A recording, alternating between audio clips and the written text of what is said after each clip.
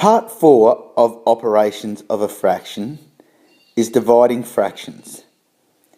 Dividing fractions is often seen as a harder task. This operation requires us to find the inverse of the fraction that we are going to be dividing by. If we have a look at this equation here, 1/24 divided by 7/8.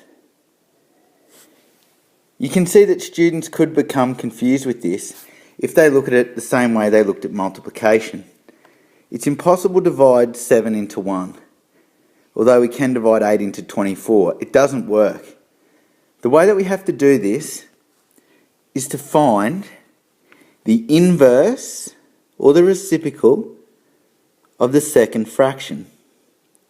This fraction here, the one that we're going to be dividing by. Once we're able to find the inverse or the reciprocal, we are then able to multiply the fraction out. The reason that we're able to do this is that division is the reciprocal or the inverse of multiplication. So if we're able to find the inverse of 7/8, we can then multiply that inverse by 1/24 to come up with the answer.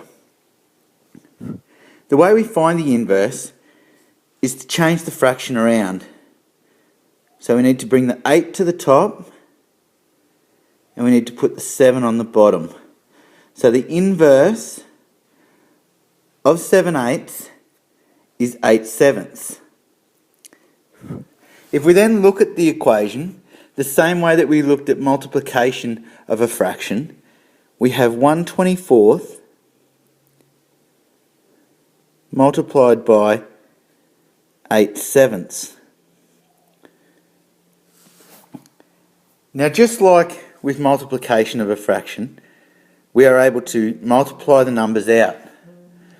So we multiply the 1 by the 8, and we're able to multiply 24 by 7, and we'll be able to come up with an answer. So 1 multiplied by 8 is 8. Now 24, if we just do it down here, multiplied by 7, 7 fours are 28, 14, 168. So we finish up with 8 over 168. Now, while that answer is possibly acceptable, the best way to give the answer is in its lowest form. Now, if we were to divide 8 by 8, we would finish up with 1. And if we were to do 8 divided by 8 would give us 1. If we were to divide 168 also by 8, we would get 21. That is the correct answer